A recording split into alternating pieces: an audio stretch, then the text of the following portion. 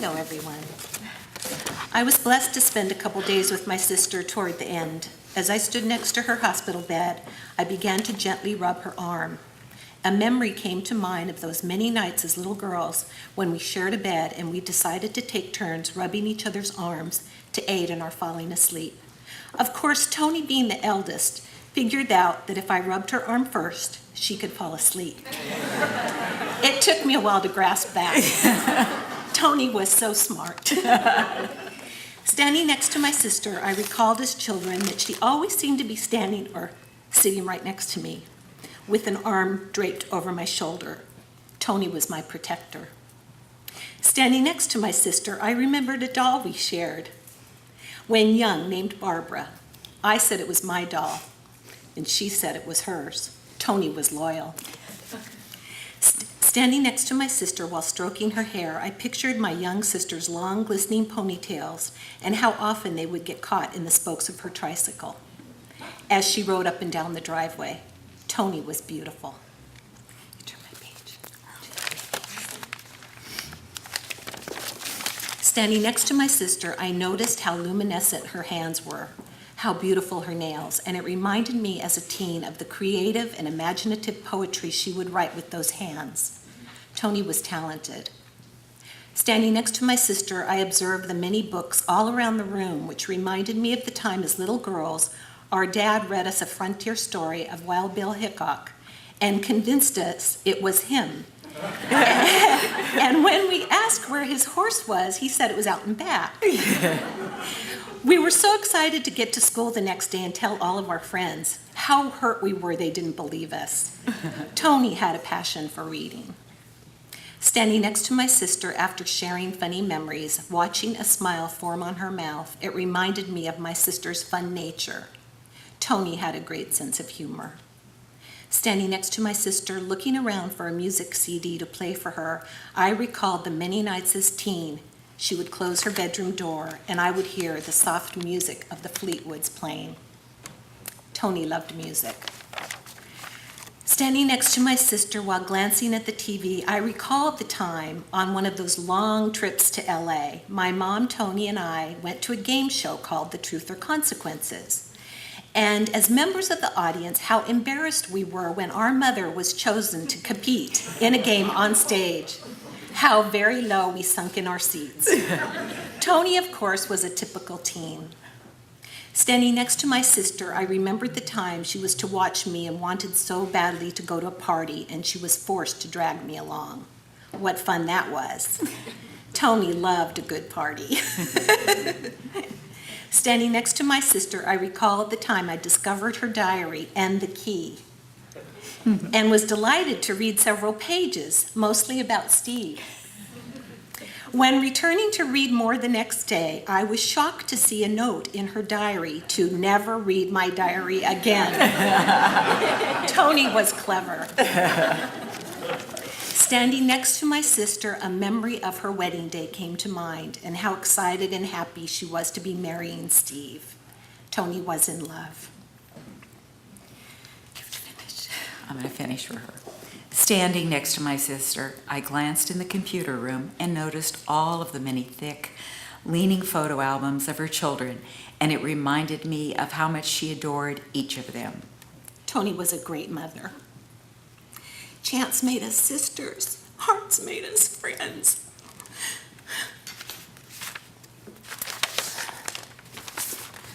Don't leave me if I couldn't leave you. I want to get out of here. As many of you know, I am not Toni and Lynn's real sister, but actually their first cousin. Auntie Maddie was my father's sister, and he died in World War II when I was a toddler.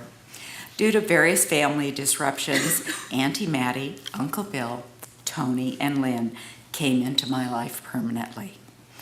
They put their arms around me, encircled me with their love, and never let go.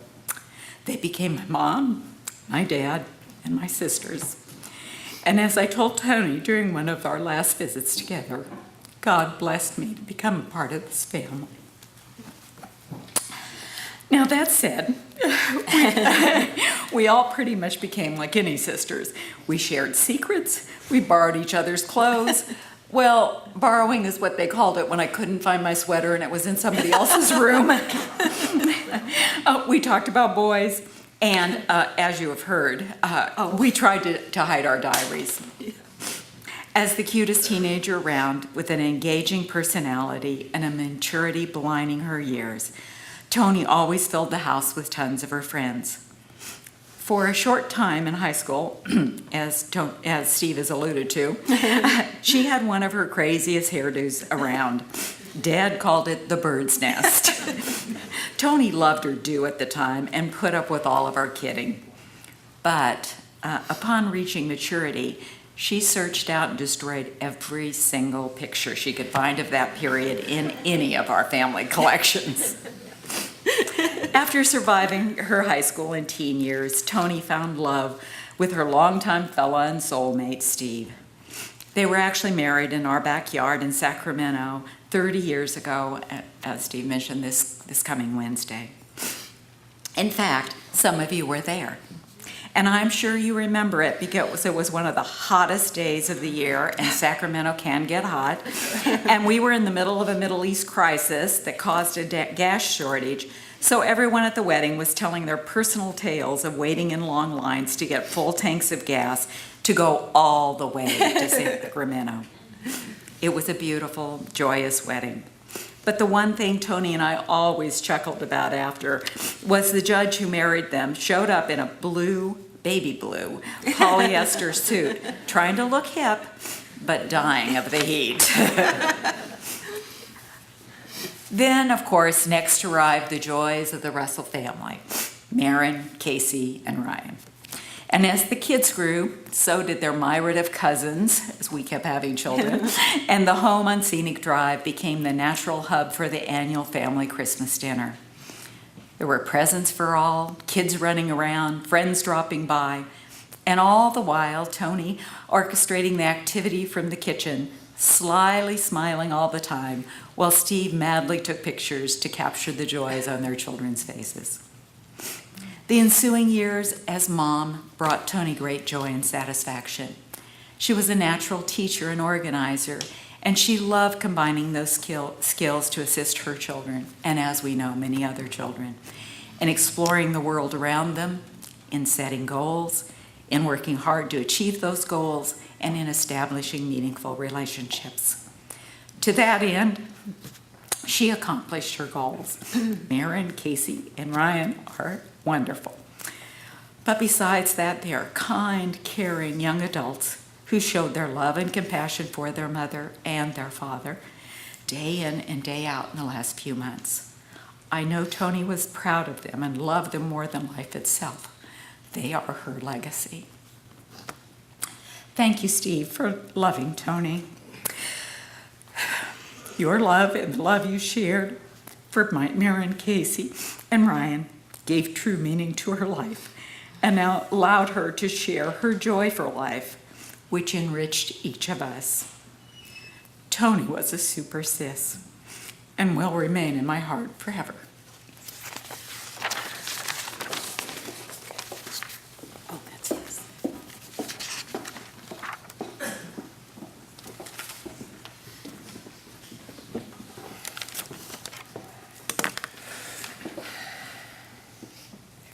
Hi. Some of you I haven't met yet. I'm my mother's son. I thought a lot about what to say today, but I still don't have it figured out. I mean, for some things, there are no words. I guess I could tell you how much we loved her. I could say how good of a person she was, or how we're better people because of her. I could let you know how we're dealing with this. I could lecture you about the important things in life and what we've learned from death. But when it comes down to it, I realized I would only be preaching to the choir. You're here because you loved my mom and always will. And I thank you so much for showing your respect to her, our family, and all our other friends who are sitting next to you today. Now, if you want to exchange stories, You could find me by our elegant display of Charles Shaw in the back. Thank you.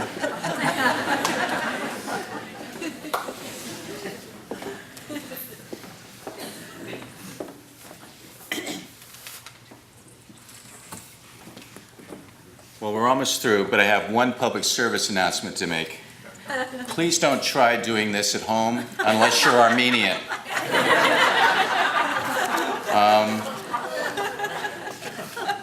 I guess bartenders, gird your loins. There's a lot of people that need to raise some glasses out there. Thank you very much for coming. Thank you.